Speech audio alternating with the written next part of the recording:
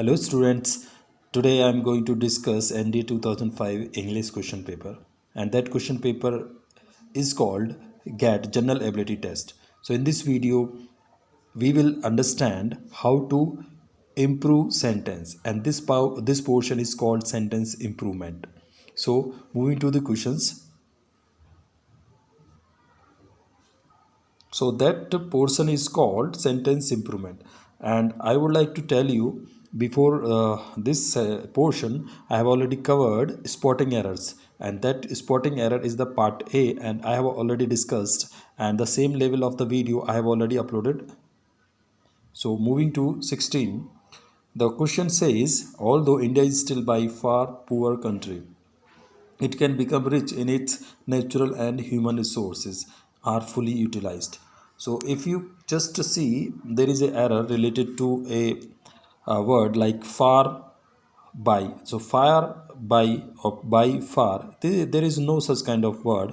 So instead of using this word, these words, we will use by and large, and that means mostly, and that means in general, in a general और इन mostly अधिकांशतः सामान्य तौर पर simply, इसका मतलब ये होता है.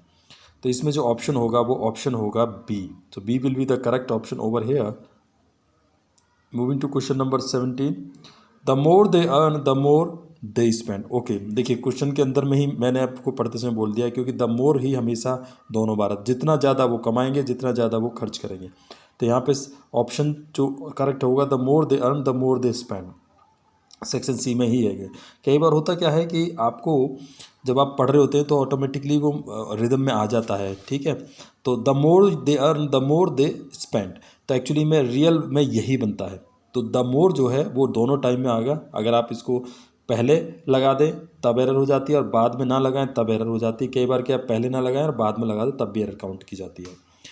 तो इसमें जो सेक्शन, इसमें 17 में जो आंसर होगा वो होगा क्वेश्चन नंबर 17 का सी.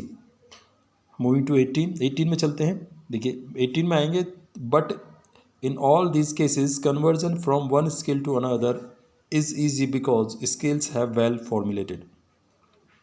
अब देखिए वेल फॉर्मुलेटेड, अब यहाँ पे देखिए जो ऑप्शन होगा 18 के अंदर होगा, यहाँ पे बता क्या रहा है पहले देखते हैं. Is easy because skills have, तो स्किल्स हैव नहीं होगा, स्किल्स आर वेल फॉर्मुलेटेड होगा.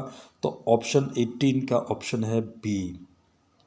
ठीक है, आई होप आपको समझ रहे होंगे, क्योंकि because skills have well formulated, skills अपने आप में ही वेल फॉर्मुलेशन अच्छी तरह बने हुए हैं, ऐसा नहीं है, दे आर वेल फॉर्मुलेटेड. ठीक है, तो उसकी विशेषता बता रहे हैं, एज ए एडजेक्टिव काम करेगा वो. ओके, 19 में चलते हैं. 4 years ago on this date, I am sitting in a small Japanese car driving across Poland towards Berlin. तो 19 में देखिए 5 years ago on this date I am sitting. तो अब देखिए यहाँ पे बात कर रहा है ये 5 साल पहले की, और क्वेश्चन के अंदर में जब 5 साल पहले की अगो आ गया और 5 years अगो आ गया, on this date I am sitting ना हो के ये होगा आई वाज सिटिंग. ठीक है, तो आप इजीली आप सेंटेंस के अंदर में जो एक टेंस की बात करी गई है वो आप सही तरीके से पहचान लेंगे, तो आप आसानी से किसी भी एरर को डिटेक्ट कर सकते हैं और सेंटेंस को इम्प्रूव कर सकते हैं करेक्टली. 19 के बाद चलते हैं 20 पर. The old man felled some trees in the garden with hardly no effort at all. देखिए ये फेल्ड का मतलब क्या होता है, जैसे किसी पेड़ को काट के गिराना, उसको कहते हैं. The old man felled some trees, कुछ पेड़ों को काट के गिराया, इन द गार्डन, बगीचे में, with hardly no effort at all. देखिए सबसे पहले यहाँ पे जो अंडरलाइन वर्ड है उसमें एरर क्या होगा, हार्डली का अपने आप में ही एक नेगेटिव वर्ड है. हार्डली, स्केर्सली, बेयरली, रेयरली और लिटिल, ये नेगेटिव सेंस में यूज़ किए जाते हैं. और जब नेगेटिव सेंस में यूज होगा तो इस 20 के अंदर में हार्डली, नो और उनमें से एक ही आएगा. तो इस तरीके से आप देखेंगे हार्डली एनी एफर्ट, ये ऑप्शन होगा. Question number 21, she says she has already paid me back but I can't remember so I will have to take her word. अब 21 में देखिए क्या होगा, तो यहाँ पे जो अंडरलाइन वर्ड है I will have to take her word, तो इसमें 21 में क्या कह रहा है, I will have to take her word. तो यहाँ पे देखिए I will have to take her word को ही आपको सेलेक्ट करना है. To take her word true, to take her at her word, to take her word for it. तो यहाँ पे जो ऑप्शन करेक्ट बनता है वो ऑप्शन बनता है आपका C. C will be the correct one over here.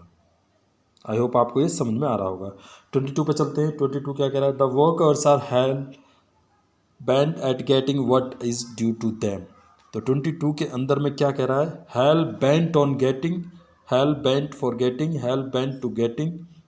तो सी तो होगा नहीं, डी भी नहीं होगा। Hell bent for getting, hell bent on getting. तो 22 के अंदर ऑप्शन होगा ए। नाउ 22 के बाद चलते हैं 23 पर। You are warned against committing the same mistake again. You are warned against committing the same mistake again. तुम्हें पहले से ही सूचना आगाह किया गया था, तो इस तरह की जो आप जो मिस्टेक कर रहे हो इस तरह की ये ना करें दोबारा से। तो कई बार देखिए द सेम आ रहा है ना यहाँ पे, तो द सेम में कई बार क्या ये एरर भी पूछ ली जाती है कि द सेम ना होकर सेम लगा दिया था। ध्यान रखना सेम से पहले हमेशा द का प्रयोग जरूर किया जाता है। जैसे सुपरलेटिव डिग्री में जो द बेस्ट होगा तो द जरूर यूज किया जाएगा, ठीक है। और आपको पहले भी एक बताया गया द मोर, वहाँ कंपेरेटिव डिग्री है तो द मोर का मतलब वहाँ अधिकांश से होता हो गया। कंपैरिजन नहीं कह रहा है बट वो तरीका बताया जाए, the more you earn the more you spend. तो वो एक अलग कंसेप्ट है और ये वाला अलग कंसेप्ट है, तो don't be confuse with this point. अब 23 में जो आएगा यहाँ पे देखिए अगेंस्ट, ये सही है। वार्न के बाद हमेशा अगेंस्ट ही आता है और इस केस में ही ठीक है। तो 23 में कोई भी एरर नहीं होगी यहाँ पर। आई होप आप इसको समझ रहे होंगे। 23 के बाद चलते हैं 24 पर। 24 में देखिए while we would like that all Indian children to go to school. देखिए वाइल वी वुड लाइक, तो ठीक है एक सेंटेंस वी वुड लाइक ये हो गया, all Indian children to go to school ये भी ठीक हो गया। तो 24 में देखिए क्या हो सकता है? दैट ऑल इंडियन चिल्ड्रन, लेकिन वुड लाइक के बाद में या तो कोई दैट ऑल इंडियन चिल्ड्रन यहाँ पे होगा, दैट को हटाएंगे यहाँ से। यहाँ पे दैट कोई कंजक्शन लगेगा नहीं, would like all children, all Indian children ऐसा होगा। यानी कि लाइक के बाद एक सीधा, अगर यहाँ पे होता वी सेड दैट तब तो समझ में आता, लेकिन we would like all Indian children to go to school, क्योंकि अगर दैट का प्रयोग किया जा रहा है और दैट के बाद में कोई एक फ्रेज या एक ऐसा क्लॉज आ रहा है तो वो उसमें भी एक प्रॉपर सब्जेक्ट वर्ब और एक आपकी V3 या V2 या V1 जरूर होनी चाहिए, लेकिन ऐसा नहीं है। यहाँ पे सीधा इन्फिनेटिव कर दिया टू गो, तो इसलिए दैट के जो आया है यहाँ पे गलत आया है। तो इस तरीके से option C is the correct one for this. Moving to 25। So due to these reasons we are all in favour of universal compulsory education. अब देखिए ड्यू टू दीज रीजन्स, देखिए ड्यू टू का जो प्रयोग होता है वो नेगेटिव सेंस में और नेगेटिव रीजन्स के लिए होता है। उस केस में आपको यहाँ पे दीज रीजन कहने की जरूरत नहीं है। तो यहाँ पे जो ऑप्शन होगा फॉर दीज रीजन्स होगा, ठीक है, ऑलरेडी वहाँ पे दिया हुआ है। तो यहाँ पे जो होगा 25 का बी होगा। बाय दीज रीजन्स नहीं होगा, आउट ऑफ दीज रीजन नहीं होगा, ठीक है। 25, 26 में आते हैं। When it was feared that the serfs might go too far and gain their freedom from serfdom, the Protestant leaders joined the princes at crushing them. अब देखिए यहाँ पे एट क्रूसिंग है, इन क्रूसिंग है, विदाउट क्रशिंग है। तो यहाँ पे जो क्रशिंग होगा वो होगा इसका option will be B, in crushing cruising. Clear है आपको? ठीक है, अब चलते हैं 27 पे। In India today, many of intellectuals still talk in terms of French Revolution and the rights of man, not appreciating that much has happened since then. That much has happened. तो ये अंडरलाइन दे रहा गया, इसको हमें ठीक करना है। We will have to correct this one. तो मुझे ऐसा लगता है कि 27 के अंदर में ये ठीक है, क्योंकि मच हैज़ हैपेंड और मच बेसिकली यूज़ किया जाता है, ये ड्राइव जो एडजेक्टिव होता है। और मच अपनी जगह ठीक है, बहुत ज़्यादा वेरी तो नहीं होगा, तो मच ठीक है अपनी जगह। तो 27 के अंदर जो ऑप्शन होगा, देखिए हैव टू होगा नहीं, नीड होगा नहीं, ऑट टू होगा नहीं। तो यहाँ पे अगर ऑप्शंस को देखते हो हिसाब से no improvement is required to give the answer. Now moving to 29, what will be the answer? Let's see. I would have waited for you at the station if I knew that you would come. अब देखिए यहाँ पे sentence है if वाले clause से। तो ये जो कंडीशनल सेंटेंस होते हैं इफ़ वाले, उनको करने का तरीका होता है और 4 प्रकार के होते हैं। अगर आपको इसमें इफ़ के साथ में कोई भी आपको सेंटेंस मिलता है तो उस तरह कैसे बनाएं? देखिए पहले वाले सेंटेंस देखिए, वुड हैव वेटेड, यानी वुड हैव प्लस V3 का यूज हो रहा है। और जब वुड हैव प्लस V3 हो, यानी हैव लग रहा हो और वुड लग रहा हो, अगर यहाँ पे would have, should have, could have, might have, ठीक है, इस तरह से V3 का प्रयोग हो, तब जो इफ़ वाला जो क्लॉज होगा वो क्लॉज हमेशा पास्ट परफेक्ट में होता है। तो जब पास्ट परफेक्ट होना चाहिए, जबकि यहाँ पे क्या दे रखा है आपका पास्ट इंडेफिनिट। अगर यहाँ पे पास्ट इंडेफिनिट दे रखा है और अंडरलाइन हो जाता आपका वुड हैव वेटेड वाला, तब उसमें हम लगाते, कौन सा लगाते हम, तब हम लगाते उसमें वेट दूसरा लगाते, यानी कि वुड हैव नहीं होता, उसमें वुड का प्रयोग होता, वुड का विल का वुड हो जाता, कैन का कुड हो जाता, मे का माइट हो जाता, उस केस में इस तरह से प्रयोग करते। लेकिन अगर पहले ही देखने में पता चल रहा है आपको, तो यहाँ पे वुड हैव प्लस V3 है, तो आई नो के न्यू के साथ में जो ऑप्शन होगा 29 में, वो होगा आपका कंडीशनल होने की वजह से 29 का A. So I would like to recommend answer A for 29। Moving to 30. No one could explain how a calm and balanced person like him could penetrate such a mindless act on his friends.